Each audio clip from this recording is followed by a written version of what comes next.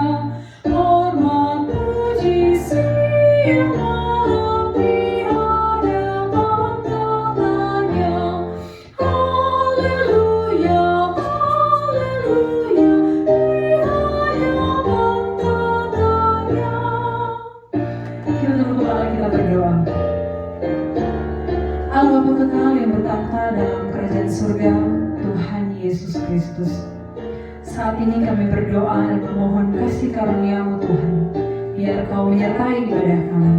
Berkati kami sehingga hati kami hanya tertuju padamu, biar hati kami hanya memuji dan meninggikan Engkau Tuhan. Terima kasih Tuhan Yesus, kami mau buka ibadah ini. Pertolongan dalam ibadah pagi hari ini kiranya jadi dalam nama Allah Bapa, Allah Putra dan Allah Roh Kudus, yaitu di dalam nama Tuhan Yesus Kristus.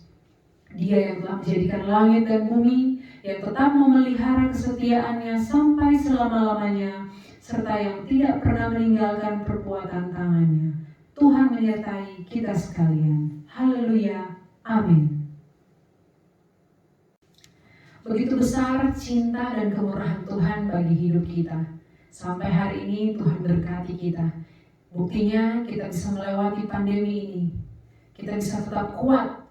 Kita tetap diberkati Tuhan. Oleh sebab itu, kita harus bawa pujian kita, bawa nyanyian kita kepada Tuhan. Marilah kita bersyukur pada Tuhan.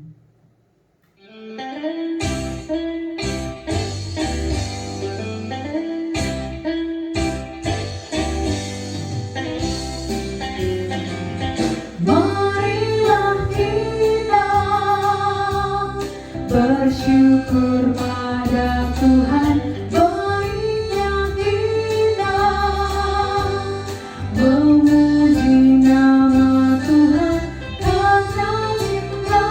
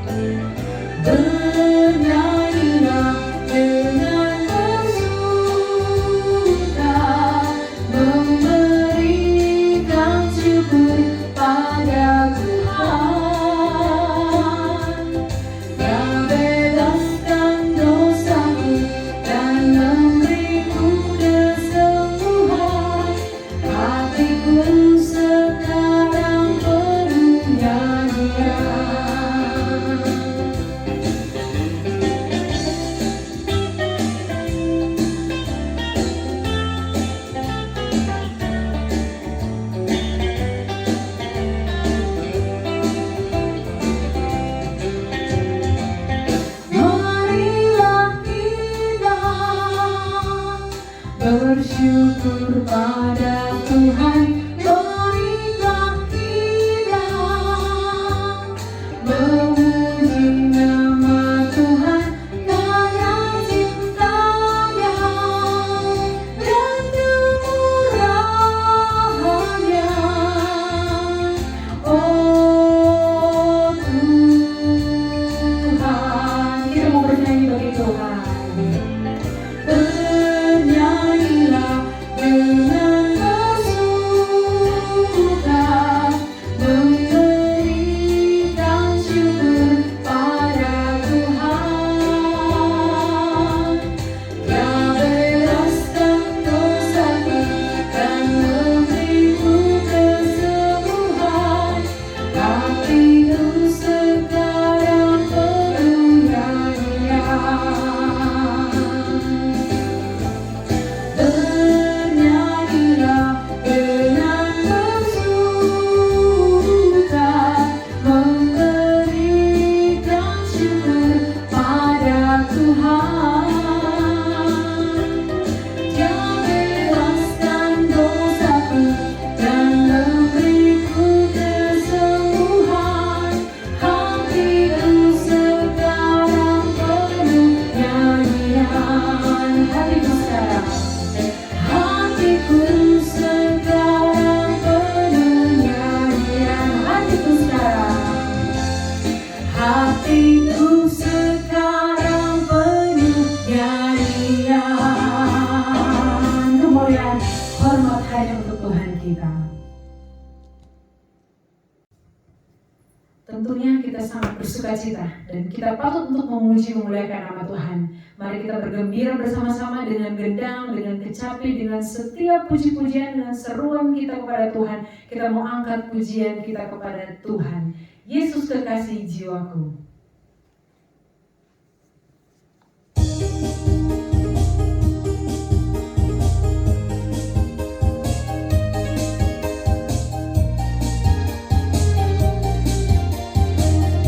Oke, boleh joget, sambil joget ya, kita memuji Tuhan.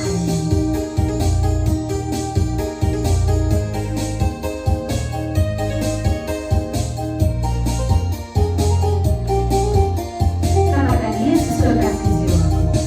Yesus kekasih jiwaku, sungguh ku percaya padamu.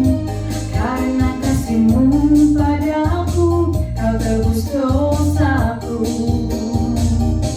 Dari terbitnya matahari dan sampai terbenamnya, ku angkat lagu pujian, tinggikan nama-Mu.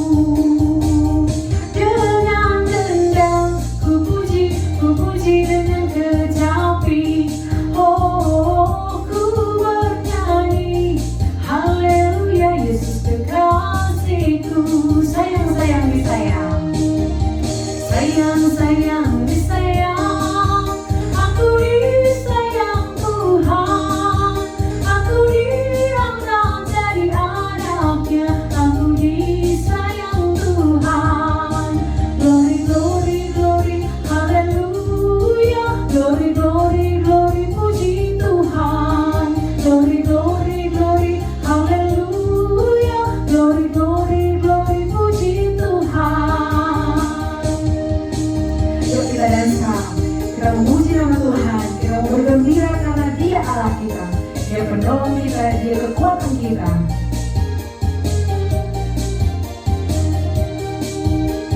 Bapak Ibu yang lagi letih lesu, janganlah engkau berbeban berat, karena Dia akan selalu memberikan kelegaan bagimu saudara. Asal kita dengan sepenuh hati mau memuji Tuhan kita. Sekali lagi kita puji Tuhan kita. Yesus kekasih jiwaku, sungguh ku percaya padamu. Karena kasih-Mu padaku, Kau tebus dosaku. Dari terbitnya matahari dan sampai terbenamnya, ku angkat lagu pujian, tinggikan nama-Mu. Dengan gendang ku puji dengan kecapi.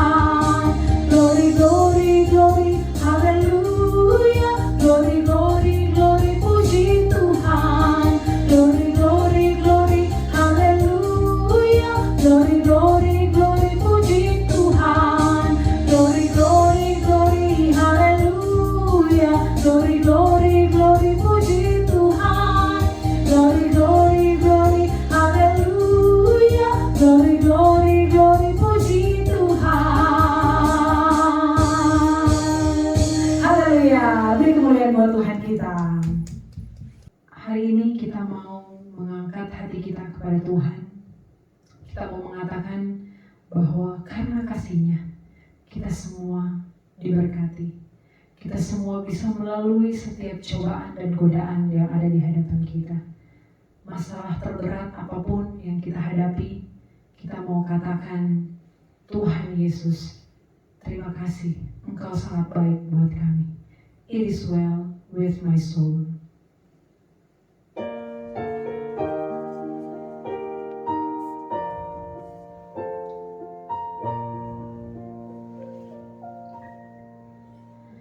When peace like a river attended my way, when sorrows like sea billows roll, whatever my Lord thou hast taught me to say, it is well.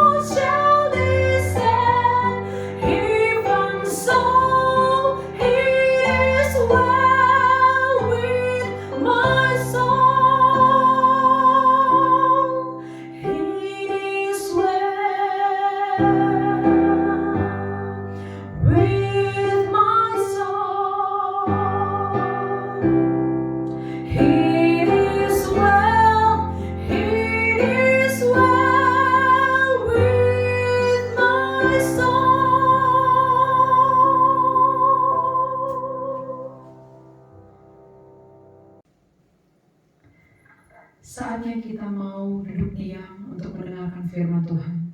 Kita mau mendengarkan perintah Tuhan dalam kehidupan kita. Kita memuji Tuhan. Kini saatnya Kita berdiri di altarnya.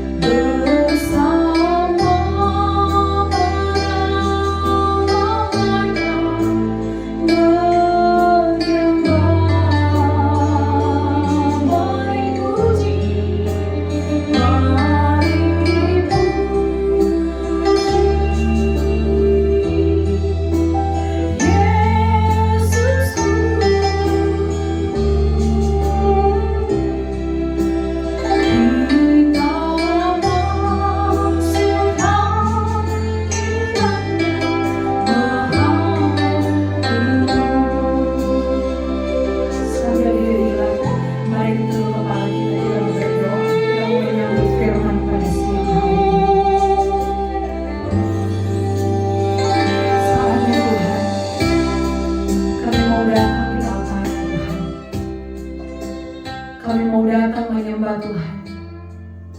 Kami mau memuji dan meninggikan Engkau Tuhan. Karena Engkau satu-satunya Allah kami yang maha besar, maha kudus, menghantarkan kami sampai hari ini dengan sehat, dengan kuat, dan sukacita bersama orang-orang ada di sekitar kami Tuhan. Saat ini Tuhan, kami mau duduk diam. Kami mau mendengarkan sabda-Mu Tuhan. Bawa kami Tuhan, agar kami dimampukan untuk mengerti setiap pembacaan firman-Mu pada hari ini. Mampukan kami mengikuti setiap jalan-jalan yang akan kami dengarkan nanti. Mampukan kami untuk mengikuti setiap jalan-jalan yang akan difirmankan kepada kami Tuhan. Karena tanpa Engkau, kami akan tersesat Tuhan. Kami tidak mampu berjalan sendiri tanpa arahan dari Tuhan. Mampukan kami Tuhan menjalankan setiap perintah-Mu hari ini dan dalam sepanjang kehidupan kami setiap hari. Bagi hamba-Mu yang akan membentangkan firman-Mu hari ini Tuhan, Engkau mau urapi dia, Engkau mau bungkus dia Tuhan dengan kasih sayang dari-Mu Tuhan, agar senantiasa dia bisa berkata-kata sesuai dan seturut dengan kehendak Tuhan. Engkau mau urapi dia Tuhan, biar kuasa-Mu menguasai dia hari ini. Biar perkataannya Tuhan adalah perintah dari-Mu Tuhan. Kami semua diberkati lewat sabda yang akan dibentangkan hari ini. Kami sambut firman-Mu pada siang hari ini di dalam nama Tuhan Yesus Kristus. Amin.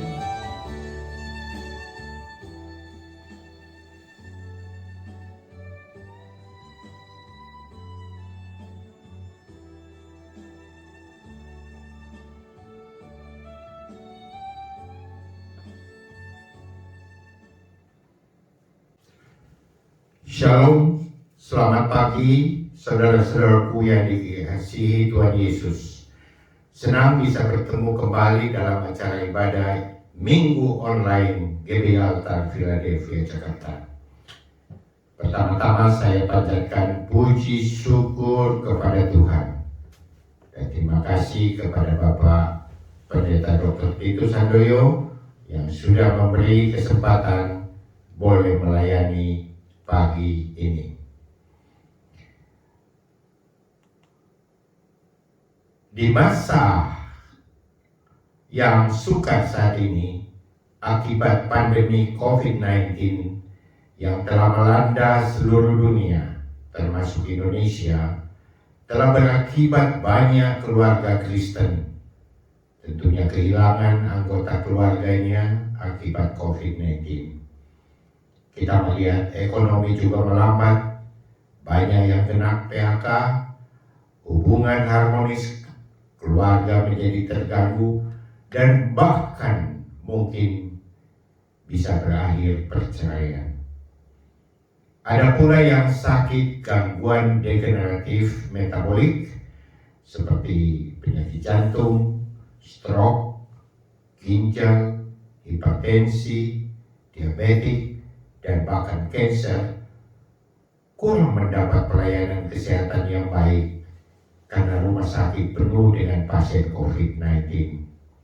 Kita melihat para tenaga medis pun banyak yang overprotective, di mana setiap pasien yang mau tatap muka harus dicolok hidungnya untuk diperiksa dengan swab antigen maupun PCR. Maka dalam situasi yang sukar seperti ini, masih mungkinkah kita tetap memiliki ketenangan batin dan jiwa dan mampu untuk mengucap syukur kepada Tuhan? Bacaan di dalam Filipi pasal 4 ayat 12 dan 13. Aku tahu bahwa apa itu kekurangan dan aku tahu apa itu kelimpahan. Maka dalam segala hal dan dalam segala perkara tidak ada sesuatu yang merupakan rahasia bagiku, baik dalam hal kenyang maupun dalam hal kelaparan, baik dalam hal kelimpahan maupun dalam hal kekurangan. Segala perkara dapat kutanggung di dalam Dia yang memberi kekuatan kepadaku. Surat Filipi ini, sebagaimana kita ketahui, ditulis oleh Rasul Paul. Dia menulis ini bukan saat berada di hotel bintang 5, tetapi dia berada di dalam penjara Roma yang gelap, lembab, dan sangat menyeramkan, sangat kotor, untuk menantikan pengadilan dan akan berakhir dengan hukuman mati. Tetapi kita melihat Rasul Paul dengan besar keyakinannya. Dia mengatakan bahwa segala perkara dapat kutanggung, dapat Rasul Paul tanggung, karena ada Tuhan Yesus yang memberi kekuatan kepadanya. Bisakah kita dalam situasi yang penuh dengan ketidakpastian, dalam keadaan yang sulit, bisa berkata, segala perkara dapat kutanggung di dalam Yesus yang memberi kekuatan kepada saya, kepada saudara. Ada satu lagu yang ditulis dan dikarang oleh Bapak Pendeta Ben Soliton, beliau sudah almarhum. Judulnya Dia Gembala, Tak Mungkin Kekurangan. Coba kita dengarkan lagunya.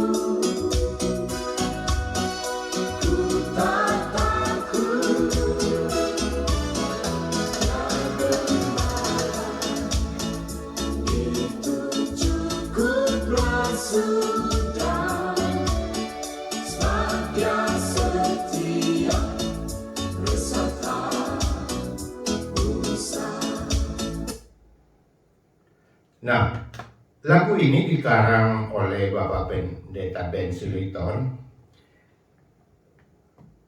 Saat itu dia sedang ingin mengikuti pendidikan di Amerika, tetapi satu saat dia tidak mempunyai dana lagi, sehingga akhirnya dia mengambil pekerjaan mengajar di sekolah minggu.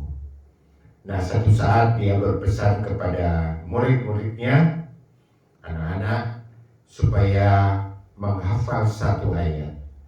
Nah, ternyata setelah minggu depan, ternyata ada satu anak ketika ditanya, apa yang sudah kamu hafal, satu ayat apa yang kamu hafal? Coba sebutkan. Nah, anak itu berkata, dia gembala. Terus Pak Ben bertanya, terusin dong. Karena pikirnya tentunya dia gembala ini, dia mau lanjutkan dengan seperti kalimat di dalam Mazmur 23. Tetapi anak itu berkata, dia gembala, that's enough. Loh, kok cukup? Nah, karena anak itu tidak teruskan, maka berlalu. Lalu ketika berada di rumah, Pak Ben lalu merenungkan kembali. Loh, kenapa kalau dia gembala cukuplah sudah? Nah, setelah dia renungkan, memang benar. Kalau Tuhan adalah gembalaku, cukuplah sudah. Artinya, dia bisa menyerahkan bahwa Tuhan sebagai gembala akan pelihara kita. Tuhan sebagai gembala akan memimpin kita.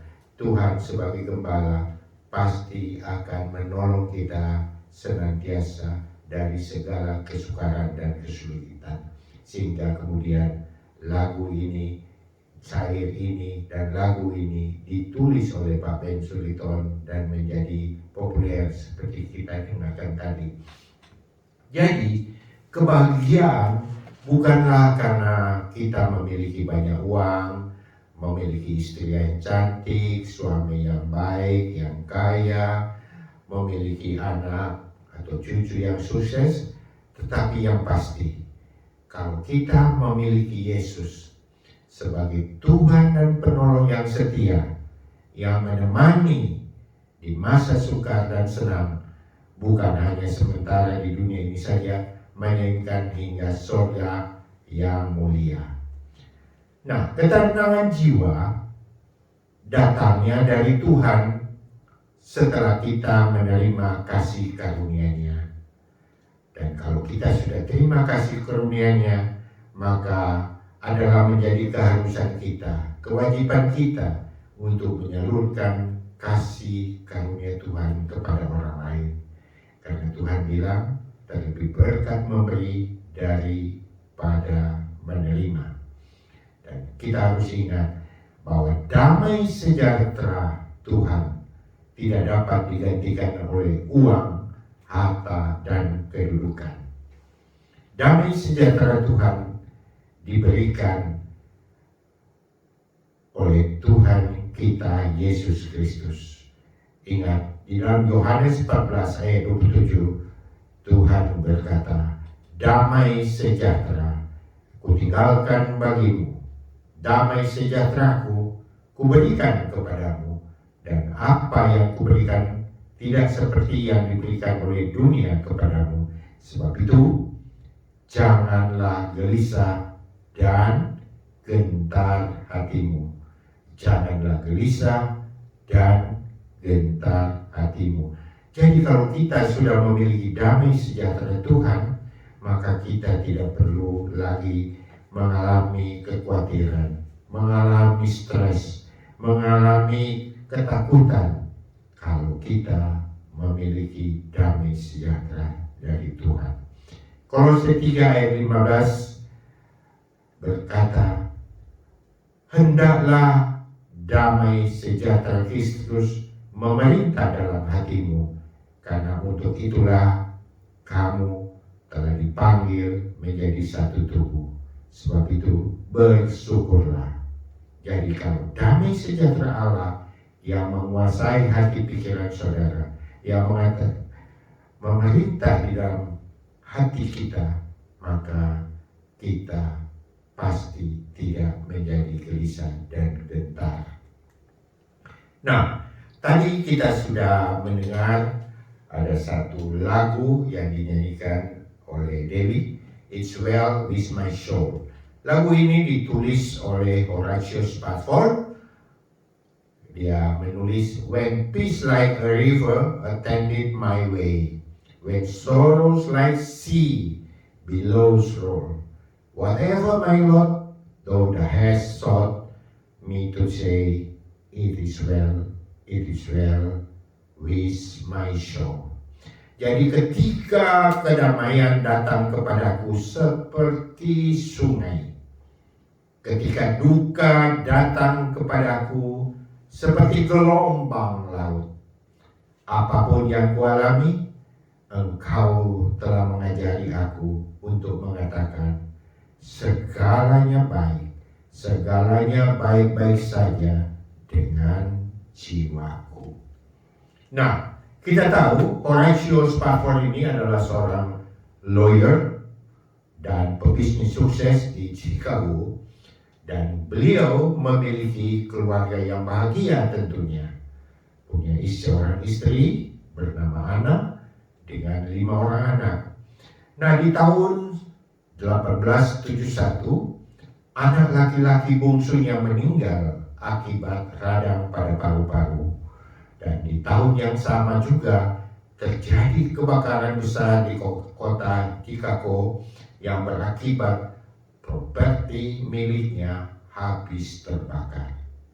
Namun, Tuhan tetap memberkati keluarga ini untuk kembali membangun bisnisnya. Nah, pada 21 November 1873, ada sebuah kapal Prancis, Philadelphia, akan menyeberang Laut Atlantik dari Amerika ke Eropa dengan 313 penumpang, termasuk istrinya dengan 4 orang anak perempuannya.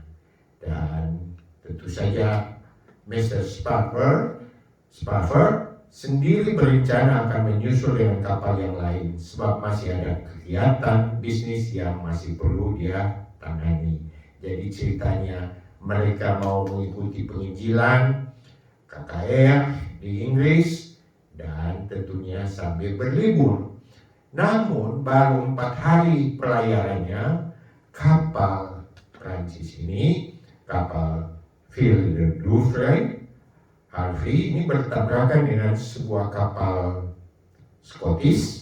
Skotlandia bernama Loch M, yang berakibat kapal ini tenggelam. Tentu saja saat terjadi tabrakan itu, Anna menyadari kapal akan tenggelam, lalu segera membawa 4 putrinya, Annie, Margaret, Lee, Bessie, dan Taneta, ke dek kapal. Dan mereka berlutut berdoa, memohon kiranya Tuhan bisa menyelamatkan mereka, memohon kekuatan dan pertolongan daripada Tuhan. Apa yang terjadi? 12 menit kemudian kapal ini yang mereka tumpangi tenggelam bersama 226 orang penumpang wafat, tidak ditemukan, termasuk 4 gadis, 4 anak dari Spafford. Sedang istrinya berhasil selamat, ditemukan terapung ketika sedang memegang papan, lalu ditolong oleh sebuah perahu yang kecil dan dipindahkan ke kapal yang lebih besar. Sehingga 9 hari kemudian bisa tiba di Cardiff, Wales, dan dari situ dia mengirim telegram mengabarkan suaminya, "Safe alone.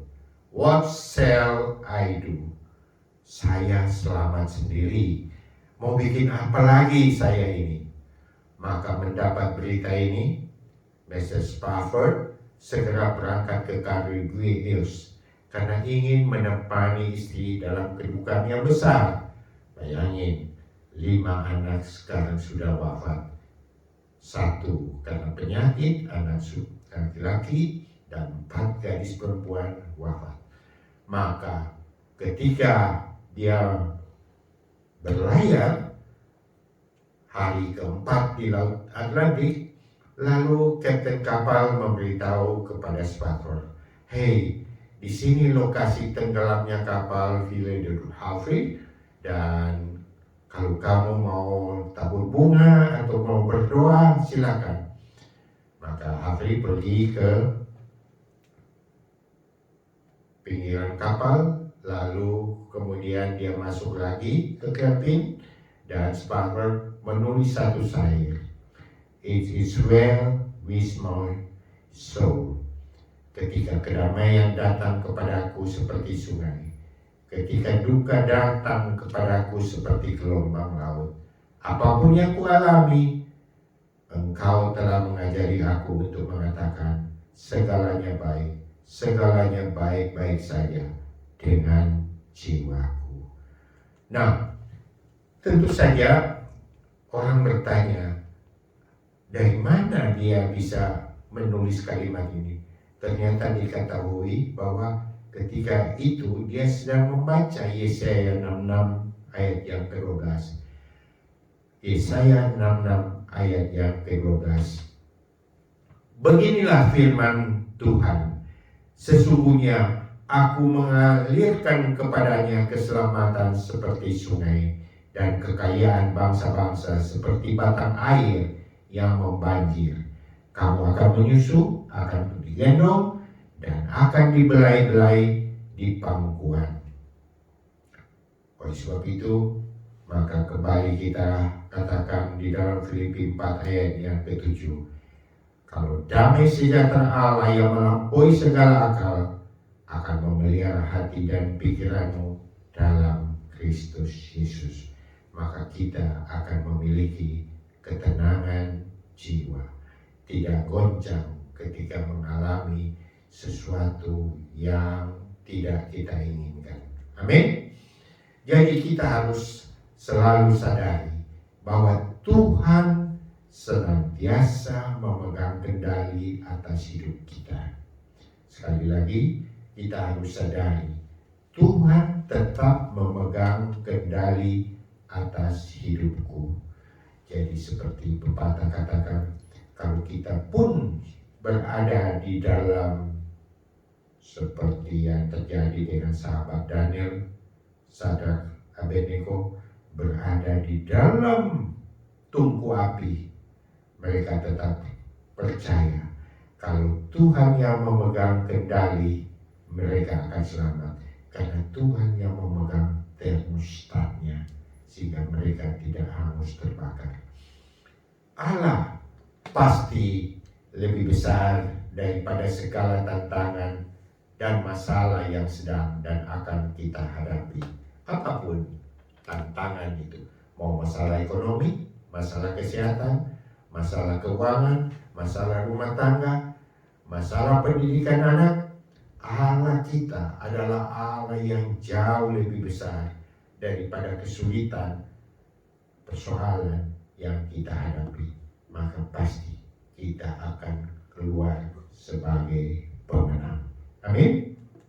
Nah, kita percaya bahwa Allah kita lebih besar dari persoalan kesukaran, dan kita juga meyakini bahwa kita sudah memiliki hubungan yang baik dengan Bapa Surgawi oleh berkat penebusan dan pembenaran Kristus Yesus.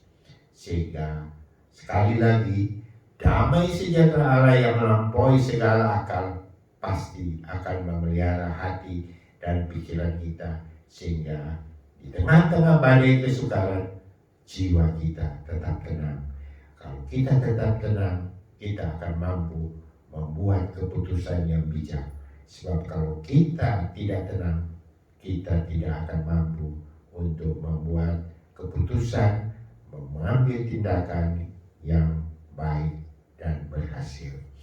Nah, ketenangan justru ada di dalam hati kita, bukan karena datang dari luar.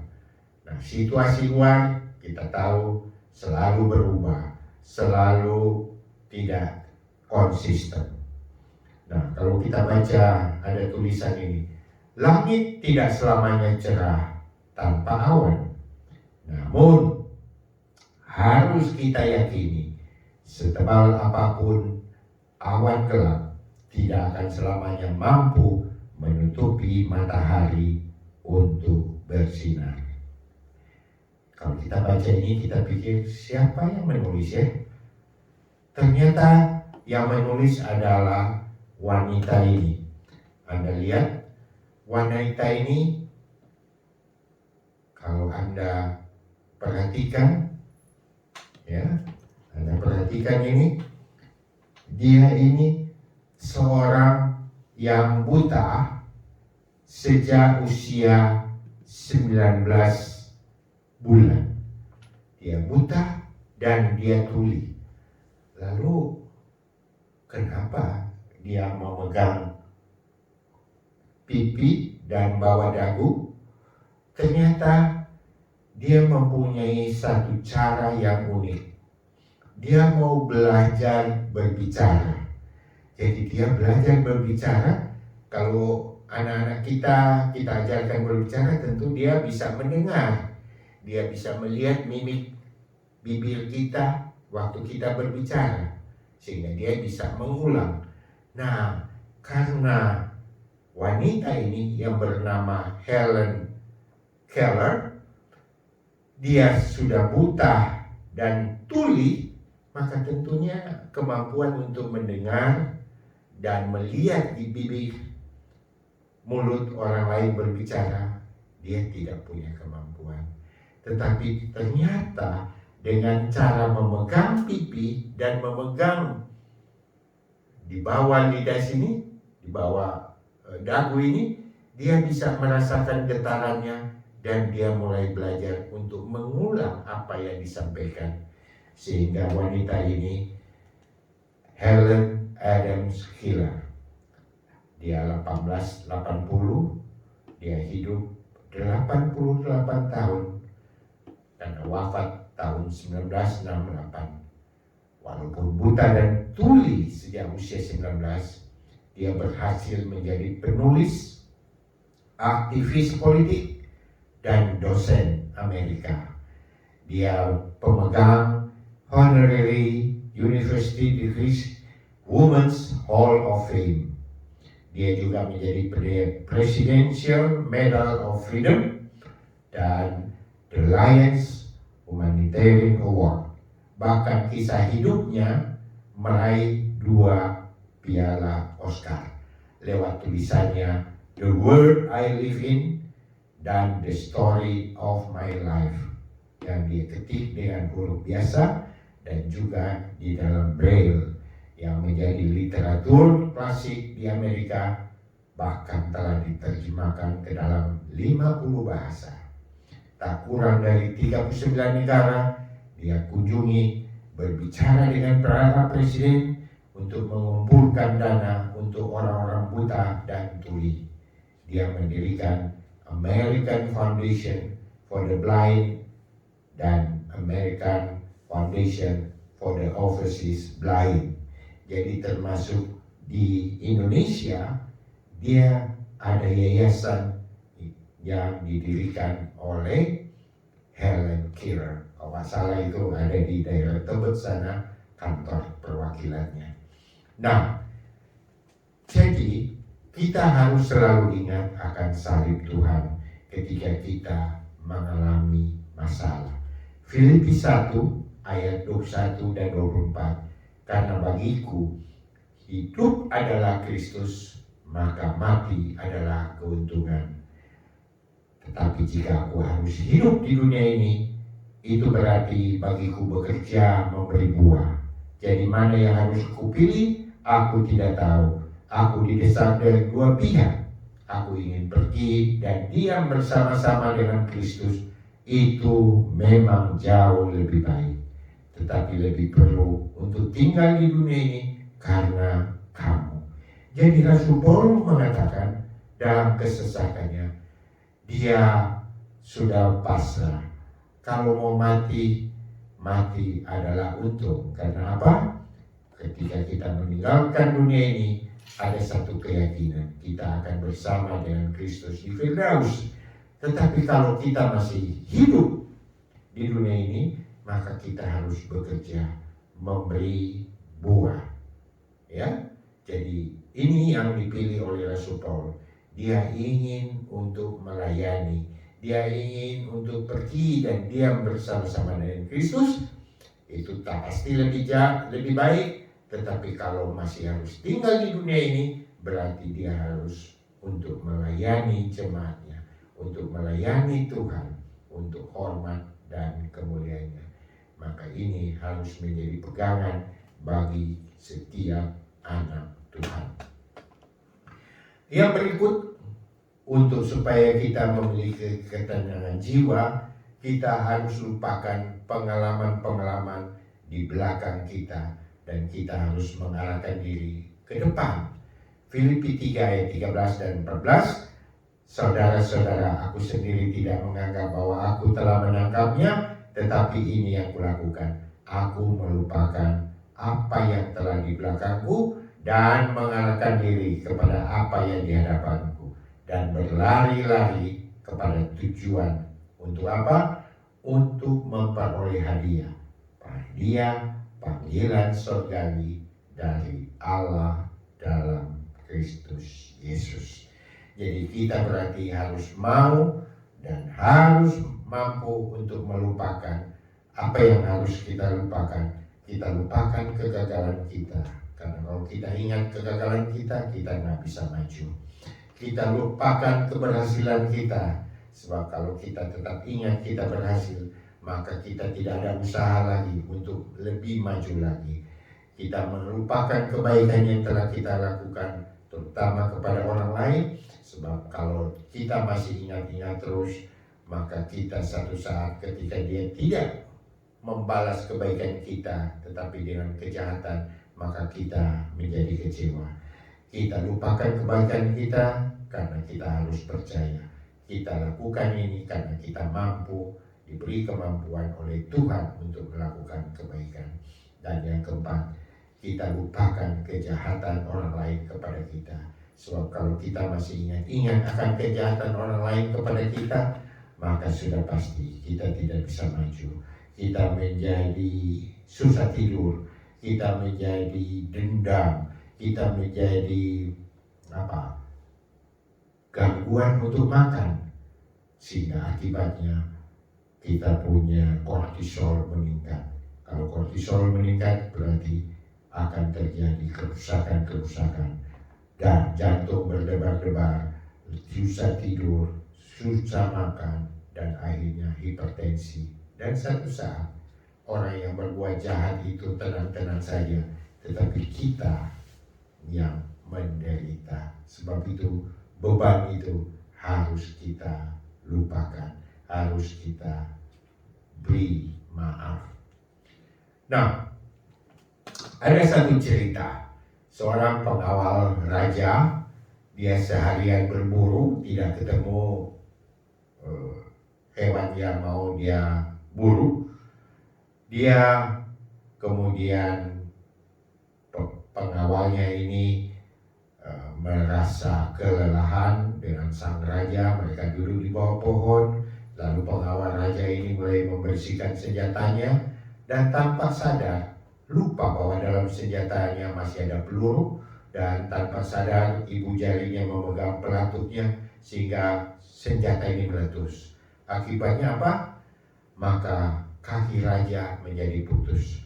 Tentu saja raja sangat marah dan menghukum pengawalnya, dimasukkan ke dalam penjara.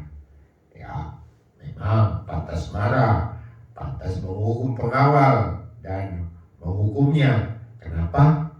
Karena si pengawalnya ini lalai, sehingga mengakibatkan ibu jari kaki raja putus. Nah, satu saat sang raja pergi berburu. Kali ini tidak ditemani oleh pengawalnya, karena pengawalnya sudah masuk penjara. Lalu dia tersesat, dan ketika tersesat lalu ditangkap oleh suku, katakanlah suku kanibal yang masih percaya untuk makan. Maka raja menjadi sangat takut, sudah mau dimakan, mempersiapkan untuk mau disembelih. Tetapi ketika diperiksa, ternyata kaki sang raja ini, ibu jarinya cacat, tidak ada lagi. Maka karena itu tidak jadi dia disembelih. Lalu raja dibebaskan. Nah, atas peristiwa ini raja berpikir, wow, untung ada pengawal yang dulu yang menembak kakinya. Maka dia segera membebaskan pengawal dari penjara, dan raja merasa bersalah telah menghukum pengawalnya. Lalu kata raja, untung ada kamu, sehingga saya terhindar dari petaka.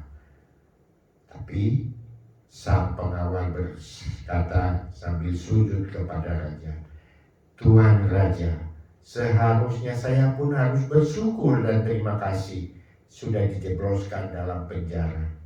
Seandainya saya tidak dihukum penjara, mestinya saya yang mengawal raja, dan karena tubuh saya masih utuh, maka pasti Tuan Raja selamat. Tapi saya pasti sudah jadi santapan karena tubuh saya masih utuh.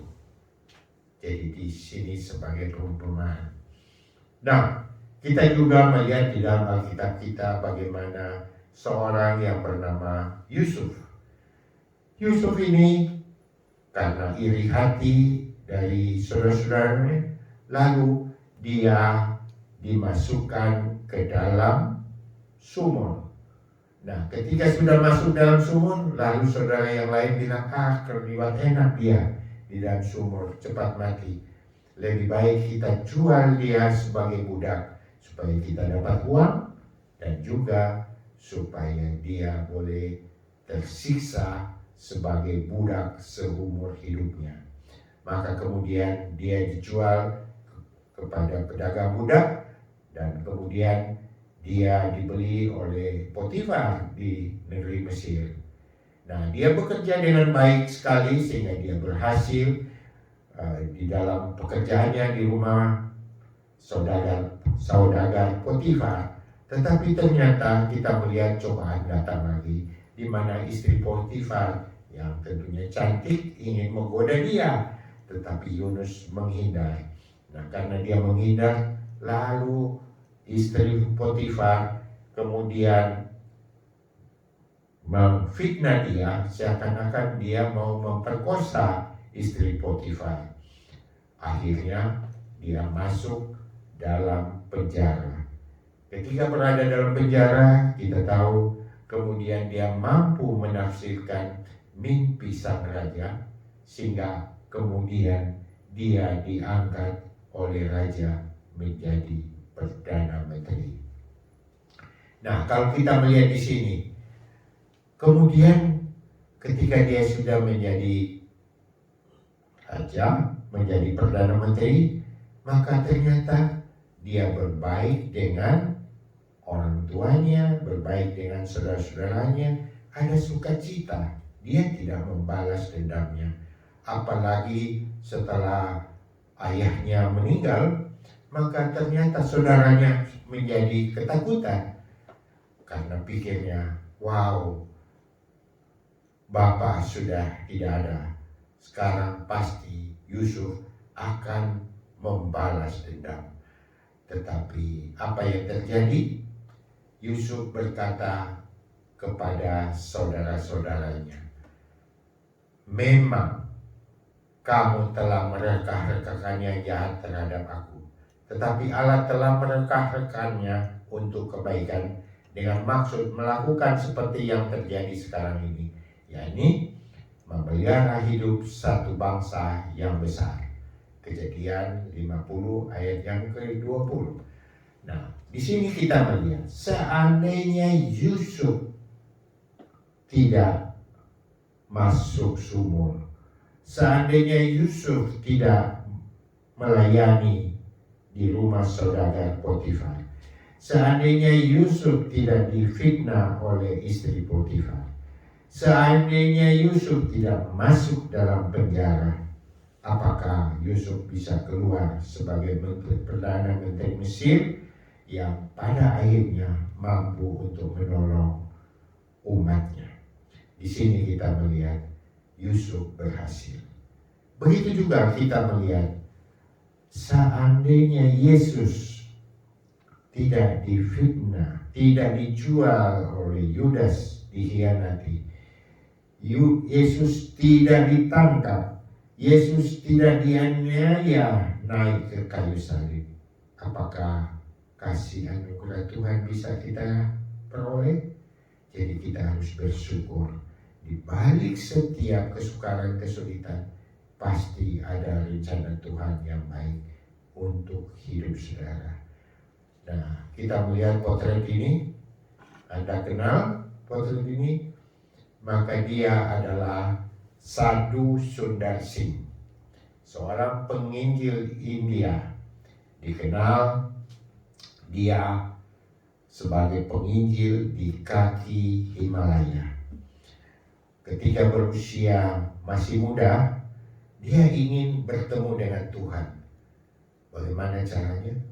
Katanya dia tidur di rel kereta api, lalu dia bilang, Tuhan, kalau Tuhan itu ada, tolong bangunkan saya supaya saya tidak mati.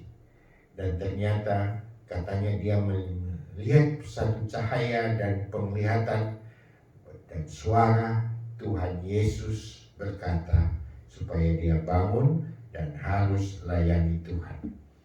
Nah, akhirnya dia kemudian belajar teologi, menjadi Kristen dan melayani. Satu saat dia ketika selagi bepergian untuk penginjilan, uangnya dirampok. Lalu dia kembali ke rumah dan dia menulis dalam buku catatannya, terima kasih Tuhan, hari ini saya dirampok, tapi hanya sebagian saja uang yang diambil, sebab di rumah saya masih tersisa banyak. Yang kedua, jiwa saya tidak hilang, saya tidak dibunuh. Dan yang ketiga, lebih penting lagi, saya bersyukur saya tidak menjadi perampok, tetapi hanya menjadi korban perampokan. Betapa banyak, betapa bijaksana kita melihat Sadhu Sundar Singh. Nah, potret berikut kita melihat seorang yang bernama siapa? Bernama John Wesley. Ya, dia bernama John Wesley. Dia menjadi penginjil dan tokoh Metodis setelah sukses meraih gelar doktor S3 dari Oxford University.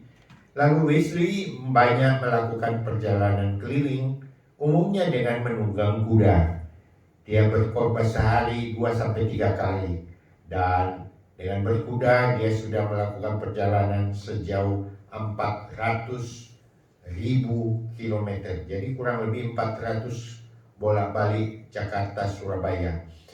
Dan pada waktu itu sambil berkuda, bukan naik pesawat, dia mendonasikan 300 pound dan menyampaikan lebih dari 40.000 khotbah. Kita tidak bisa membayangkan bagaimana dengan menunggang kuda bisa berjalan begitu jauh, bisa menyampaikan sampai lebih dari 40.000 khotbah. Nah, ternyata di hidup pribadinya kurang berbahagia. Kendati Wesley dia memandang bahwa hidup membujang lebih baik daripada terikat dengan perkawinan, tapi akhirnya pada usia 48 tahun, jadi di tahun 1751, ia menikah dengan seorang janda bernama Mary Vasel. Ia seorang janda kaya raya dan ibu dari 4 anak. Namun perkawinan mereka benar-benar sangat tidak bahagia. Kenapa? Pasangan ini tidak dikaruniai anak, dan juga Vasel ini sering meninggalkan Wesley, ya, kabur, dan kemudian pada satu saat, jadi si istri ini kadang-kadang ketika John Wesley lagi berkhotbah, dia bisa berteriak, menghina, berteriak macam-macam, sehingga tentunya satu saat ketika wanita ini meninggal, maka jemaat tentunya menyampaikan selamat kepada Pak Pendeta. Selamat ya Pak Pendeta, sebab orang yang selama ini membebaninya sekarang sudah kembali ke pangkuan Bapa. Tapi John Wesley justru menyatakan apa? Dia bilang, aku sedih kehilangan sang istri. Katanya, justru memiliki istri yang bawel, pengkritik, telah menjadikannya semakin kuat untuk berdoa dan menyandarkan iman percayanya, menyandarkan pertolongannya pada Tuhan. Dia lebih rajin mendalami Alkitab, sehingga akhirnya John Wesley menjadi besar seperti saat itu. Jadi ibarat pohon kelapa, kalau di tepi pantai dia ditiup kiri kanan, dia tidak goyah. Karena apa? Karena akarnya makin tertanam di dalam tanah. Jadi kalau saudara memiliki istri atau suami yang bawel, yang cerewet, yang pemarah, mudah tersinggung, Anda harus bersyukur. Karena dengan demikian Anda harus lebih banyak berdoa supaya iman saudara menjadi lebih kokoh. Nah, ada satu catatan ketika dia mau meninggal, ditemani atau dikelilingi oleh jemaatnya, oleh pemimpin-pemimpinnya pada saat itu. Lalu ada satu perkataan yang dia katakan sebelum dia wafat. Yang terbaik dari semuanya adalah Allah beserta kita. Jadi Allah beserta kita, Emmanuel, itulah menjadi kunci keberhasilan. Itulah menjadi kunci untuk memperoleh ketenangan jiwa kita. Jadi jaminan Tuhan akan memenuhi segala kebutuhan kita. Filipi 4 ayat 19, Allahku akan memenuhi segala keperluanmu menurut kekayaan dan kemuliaannya dalam Kristus Yesus. Jadi kalau kita ada di dalam Kristus Yesus, maka segala perkara pasti dapat kita tangguh di dalam Kristus yang memberi kekuatan kepada kita. Amin. Nah, 3 kata kunci untuk memperoleh ketenangan jiwa. Filipi 4 ayat 6 dan 7. Janganlah hendaknya kamu khawatir tentang apapun juga, tetapi nyatakanlah segala hal keinginanmu kepada Allah dalam doa dan permohonan dengan ucapan syukur. Maka damai sejahtera Allah yang melampaui segala akal akan memelihara hati dan pikiran kita dalam Kristus Yesus. Jadi tidak menjadi khawatir, kita berdoa, mengucap syukur, maka kita akan menerima damai sejahtera Allah. Jadi sekali lagi, jangan khawatir, sampaikan permohonan kita kepada Tuhan lewat doa, kita sampaikan ucapan syukur, maka damai sejahtera Allah akan bisa kita nikmati. Amin. Amin. Nah, sebelum kita tutup di dalam doa syafaat dan doa berkat, ada satu lagu yang akan dinyanyikan oleh Dewi, yaitu lagu The Great is Thy Faithfulness. Great is Thy faithfulness. Besar kasih setia Tuhan. Lagu ini ditulis oleh Thomas Hillson dan tentunya diambil dari ratapan 3 ayat 22 sampai 23. Tak berkesudahan kasih setia Tuhan, tak habis-habisnya rahmatnya, selalu baru tiap pagi, besar setia Tuhan. Jadi besar setiamu, dan aslinya the great is thy faithfulness. Nanti kita akan dengar bersama, karena Thomas Hillson ini dia menulis ayat ini sebagai kesaksian kebaikan Tuhan, bahwa Tuhan sangat setia dalam perkara besar maupun kecil. Apapun situasi yang kita alami, tentu boleh merasakan kebaikan dan campur tangan Tuhan.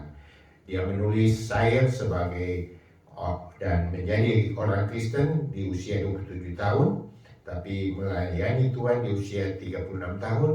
Lalu karena sakit, dia lalu berhenti melayani sebagai pengerja di satu jemaat. Dan walaupun kondisi fisik dan ekonominya, keuangannya terbatas, dia tetap tidak kecewa, dia tetap tidak putus asa, dia tetap bekerja mencari nafkah sendiri, bekerja ringan sebagai agen asuransi di New Jersey. Dan akhirnya dia berkata bahwa apapun yang kondisi yang dia alami, dia tidak menjadikan dirinya gagal untuk menuliskan, menyampaikan bagaimana Tuhan tetap bekerja, tetap setia memelihara hidupnya, dan Tuhan tetap memberi yang terbaik, menjadikan dia tetap dan harus bersyukur akan kasih Tuhan. Dia menulis tak kurang dari 1.200 syair dan beberapa himne. Nah, bagaimana dengan sikap kita saat ini? Ingat, tiap hari Tuhan tetap memelihara dan memberi kita kesempatan untuk boleh merasakan dan menyaksikan kasih kebaikan Tuhan. Amin. Mari kita akan dengarkan lagu Great is Thy Faithfulness, akan dinyanyikan oleh Saudari Dewi. Terima kasih. Tuhan memberkati. Saatnya kita akan dengarkan satu lagu tentang kebesaran dan kasih Tuhan. Karena begitu besar Dia yang adalah Allah kita, Dia yang akan menuntun kita setiap hari, setiap waktu. Apapun masalah dalam kehidupan kita, Dia selalu memegang tangan kita. Karena Dia satu-satunya Allah yang besar, yang berkuasa atas hidup kita, saya dan saudara. Great is thy faithfulness.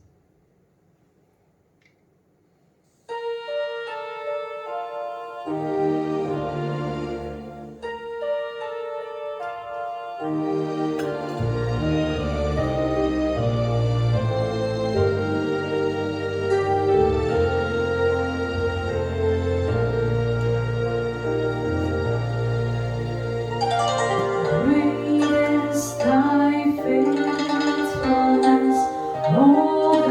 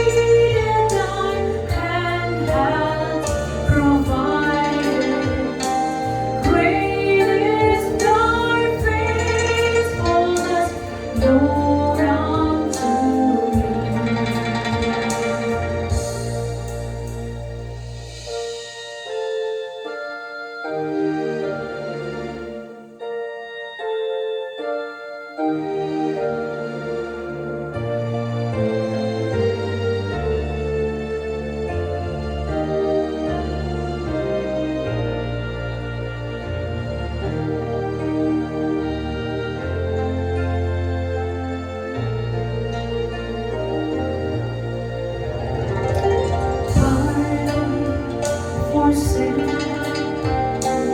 peace and joy. Thy all your presence to cheer and to guide, strength for today and bright hope for tomorrow. Blessings all mine with 10,000 beside. Great is thy faithfulness, great is thy faithfulness.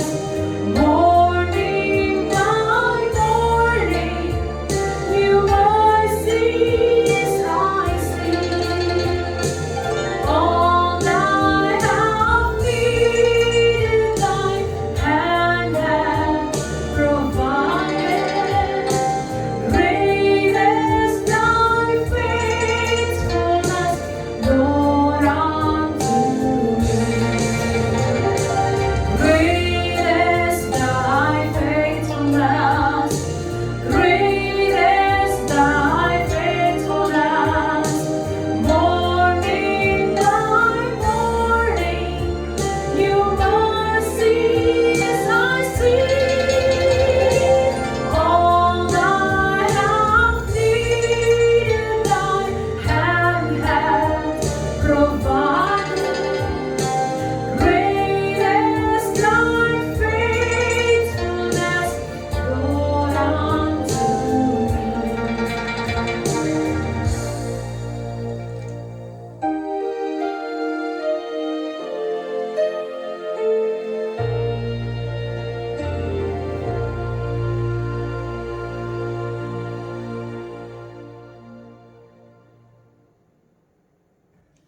Mari untuk mengakhiri ibadah kita pada pagi hari ini, saya ajak kita bangkit berdiri. Kita akan masuk dalam doa syafaat dan doa berkat. Ya Tuhan Allah Bapa yang bertatah dalam kerajaan surga, Engkau yang kami boleh sapa di dalam nama Yesus Kristus. Engkau Tuhan Juru Selamat kami yang hidup. Pada pagi hari ini ya Tuhan, kami bersyukur oleh karena kasih dan anugerah-Mu, kami boleh memuji, membesarkan nama-Mu, kami boleh mendengar sabda firman-Mu. Kami mohon ya Tuhan, biarlah firman yang sudah kami dengar, Engkau boleh meteraikan dalam hati kami, sehingga kami boleh melakukan seturut rencana dan kehendak-Mu. Terima kasih Tuhan, secara khusus pada pagi hari ini, kami mau berdoa untuk bangsa dan negeri kami. Kami mau berdoa untuk pemerintah kami, Presiden Jokowi dan Wakil Presiden Ma'ruf Amin, juga para Menko, Menteri, Gubernur, Wali Kota, Camat, Lurah, dan juga Pak anggota Polri dan TNI. Biarlah Tuhan mereka diberi hikmat bijaksana takut akan Tuhan, sehingga mereka dapat memerintah negeri ini dengan bijaksananya Tuhan, sehingga kami dapat memperoleh kesejahteraan dan terlebih dapat beribadah dengan bebas di negeri kami yang tercinta ini. Terima kasih Tuhan.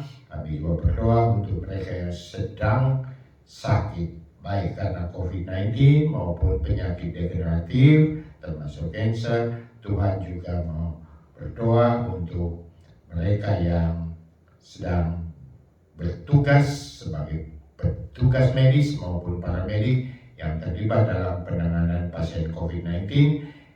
Biarlah Tuhan beri mereka hikmat sehingga mereka dapat memiliki kasih untuk melayani. Juga berdoa untuk ketersediaan vaksin yang aman, efektif untuk mencegah penularan COVID-19, sehingga ya Tuhan kami boleh terhindar dari penularan dan penularan ini boleh berakhir. Terima kasih Tuhan. Kami berdoa juga untuk mereka yang telah membantu pelayanan gereja, baik lewat doa, mengembalikan persembahan, persepuluhan, persembahan syukur, dan diakonia. Biarlah persembahan yang mereka berikan Tuhan boleh terima, Engkau kuduskan dan balas berlipat kali ganda sesuai janji firman-Mu. Kami juga ingat berdoa untuk mereka yang berulang tahun pada bulan ini. Biarlah Tuhan sebagai Engkau telah pelihara pada tahun yang lampau, kami mohon biarlah kasih kemurahan Tuhan boleh menyertai mereka. Apapun yang mereka kerjakan di tahun mendatang boleh berhasil karena campur tangan dan berkat Tuhan. Secara khusus ya Tuhan, kami mau berdoa untuk Pak Titus yang sedang menjalani pemulihan kesehatannya di Singapura, biarlah boleh berlangsung dengan sempurna, sehingga pada waktunya ya Tuhan, kami rindu dia bisa kembali ke Indonesia dengan sehat dan dapat melayani pekerjaan-Mu di negeri kami ini. Kami juga berdoa untuk Ibu Heli yang mendampinginya, biar diberi kekuatan dan penghiburan. Juga kami ingat akan pengerja dan tim pengabalan gereja, biarlah Tuhan menyertai mereka. Dan secara khusus kami berdoa untuk panitia perayaan Natal, biarlah persiapan, perencanaan, dan pelaksananya nanti boleh berjalan dengan sempurna, dengan baik, karena campur tangan Tuhan, demi hormat dan kemuliaan Tuhan. Kami juga ya Tuhan mau menyampaikan berkat Tuhan, kiranya Tuhan memberkati semua umat Tuhan yang telah dengan setia mengikuti ibadah online pada pagi hari ini.